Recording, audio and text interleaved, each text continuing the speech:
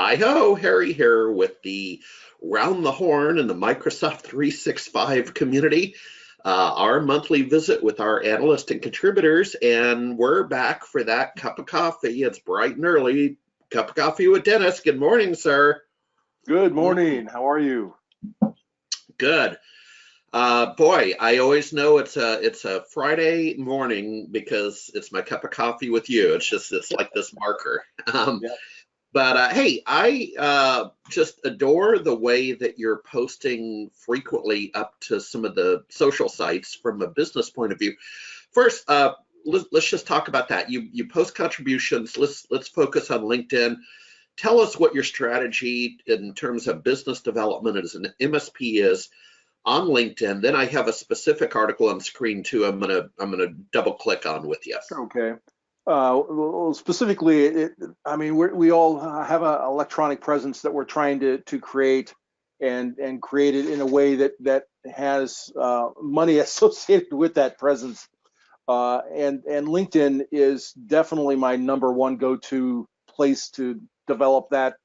And principally, the thing that we were talking about a little bit earlier was that you don't want to over publish to LinkedIn, because the type of people who are looking at LinkedIn, the type of demographic, tend to be more professional. They tend to be the C-level executives, and they don't tend to have a lot of patience for a lot of chatter.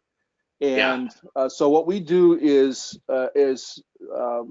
publish once a day in LinkedIn.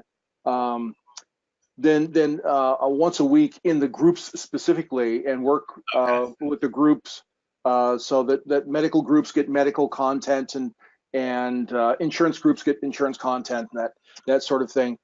Plus, we use Navigator to find the key individuals in our area to start reaching out to. It has become over the last couple of months just a very complex marketing effort for one place, but it pays off for us. We have now, I think it's almost 3,000 folks that we're talking to almost regularly. Yep. All right, my friend. Let's get technical. So you dropped a piece the other day called "Most Bluetooth Devices Have Security Issues." And what's interesting about that is just on some recent travel and in talking with one of our other contributors, Dana Epp, who's a security guru.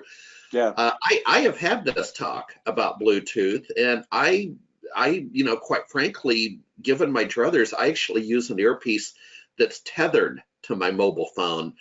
There's a couple reasons for that. Is I've washed a couple Bluetooth earpieces and lost them, and so the tether's like those mittens when you were a kid where the string went through your parka.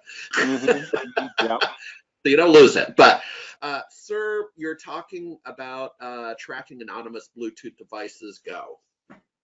Well, the Bluetooth devices, and in particular, one of the aspects of the Bluetooth device called the low energy specification of Bluetooth has been open to hacking for probably 8 or 9 years now, and they just noticed that this can be taken advantage of. And the thing to take away from that is that this a potential breach has no immediate fix other than not to use it. And that's something that you might want to think about, because there is no fix pending on this as well. And basically what it allows is a hacker to get into your Bluetooth network, and which it gives him to potentially your computer, which gives him your financials and all that good stuff. And although there's one good news is that the Android operating system implemented this in a slightly different way, and doesn't have the problem. But certainly all the Windows and Macintosh operating systems that have the problem with this with Bluetooth, and I agree with you. I only use the headsets at home. When I'm out, I use tethered or turn off Bluetooth. Yeah, turn it up. Imagine that. In the old days, you actually held a phone to your ear. But the yeah, and you raise a valid point. First of all, the discovery of the Bluetooth device, and then the other thing is, I distinctly recall with earpiece when you would pair, it would come back and allow access to your contacts and stuff. Yeah. I guess for voice dialing, tap your ear and voice dial. Yeah. And I always say, no, whoa.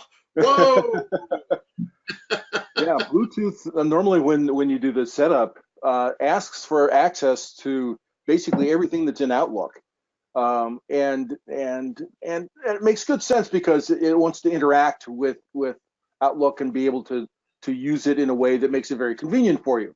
However, the the thing that is true is the higher the convenience, the higher the risk, and this is certainly proof of that. Yep. So, Dennis, what I've done in the description below with this month's contribution is I've added the URL for people to double click down into your work. Most Bluetooth devices have security issues, and we'll leave it there. It's the month of August, so I want to, wish you well if you get out into the mountains. Last few weeks of summer. I hope are you going to find yourself doing something before the fall arrives? I don't think so. I've got the next big thing on my agenda is to get my daughter back down to college in San Diego, and spend a day or two with her down there, getting things set up for the coming year. And the rest of it is maybe will happen or maybe won't. All right, my friend. Okay, talk to you next month. Take care. Thank you. Bye-bye now.